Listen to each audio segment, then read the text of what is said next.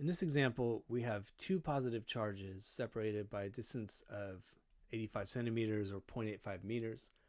And what I'm looking for is the special position between the charges where the electric field will vanish. So what's going on here is that if I move a little bit farther from the 5 microcoulomb charge, a little bit closer to the 3.1 microcoulomb charge, I may be able to get the electric field magnitudes to exactly balance. So the contribution coming from the 5 microcoulomb points this way. I'll call that E5. And the contribution from the 3.1 microcoulomb points this way. I'll call that E3.1. And I should be able to find a spot where I'm just closer enough to the 3.1 to make it so these two magnitudes match each other. Now I don't know where the spot is, so I need to label it with an X. And I'm going to do that relative to the left endpoint of the problem, so I'm going to call that X. And I'm going to need the distance between the 3.1 microcoulomb in that same location. Well, that's just 0.85 minus X. And the whole point there is that if I take this distance, X, and add it to this distance, 0.85 minus X, X plus 0.85 minus X, I'm going to get 0.85. So I know this is the right way to break it down. So the physical concept behind the solution is that the magnitudes of these two fields have to be equal. So E 3.1 must be equal to E 5. And if I plug in the electric field formula for the 3.1 microcoulomb charge, I'm just going to index these things for now. So I have K and then Q 3.1 over R 3.1 squared equals K Q5 over R5 squared. And I kept it symbolic for a second because I wanted to cancel those K's. Then I can throw in my charges and my expressions for the distances. 1 microcoulomb is 10 to the negative 6 coulombs. And then the distance between the 3.1 microcoulomb charge and the point of interest is 0.85 minus X.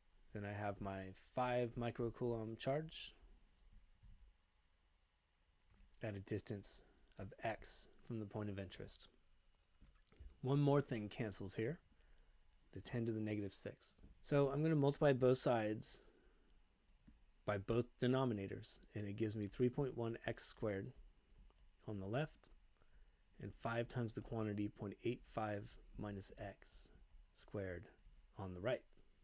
I can see that I'm dealing with a quadratic equation here, but I still need to expand that binomial and collect all the like terms.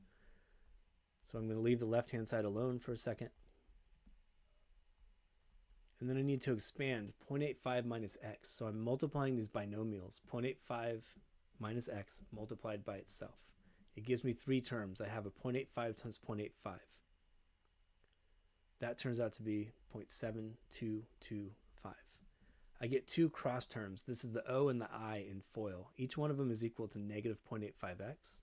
So there's two of those, and I end up with negative 1.7x. Finally, I have an x squared.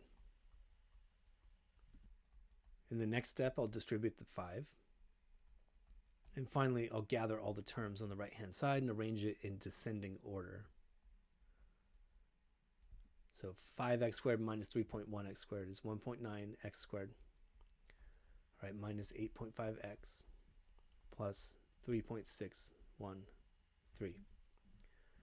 So you might want to solve this by hand, but at some point you're going to have to use a calculator to approximate. So if you were using the quadratic formula, it'd be like a negative b plus or minus square root b squared minus 4ac all divided by 2a. But if we're going to be forced to use a calculator anyway, you may as well use a built-in algorithm for solving the quadratic formula. In my case, I ended up using a computer algebra system, and I get two solutions for this. Now clearly, x equals 4.00 meters is not between these two charges, so that has to be the extraneous solution, and we're going to keep this one. But I'm still curious why 4.00 meters came out as a possible solution. And the key is that physically what we plugged into the mathematics is that the magnitudes of the two electric fields should be equal. Well, there's a position way out here at x equals 4 meters, and you'll notice that's closer to the 3.1 than it is to the 5.0, so I can correct for that smaller charge and get the same magnitude off each of these field contributions. The E3.1, because I'm closer enough to that charge, exactly matches the strength of the E5. The problem is the electric field is certainly not zero there because both of those contributions point to the right. So we're not interested in that one. And if we look 0.476 meters to the right of the 5 microcoulomb charge, we will find an electric field of 0. If you find the physics content on Zach's Lab helpful, click on the Zach's Lab logo on the right to browse playlists and subscribe to the channel. I produce over 100 new videos per month, and subscribing is the easiest way to find new content. Thanks for watching.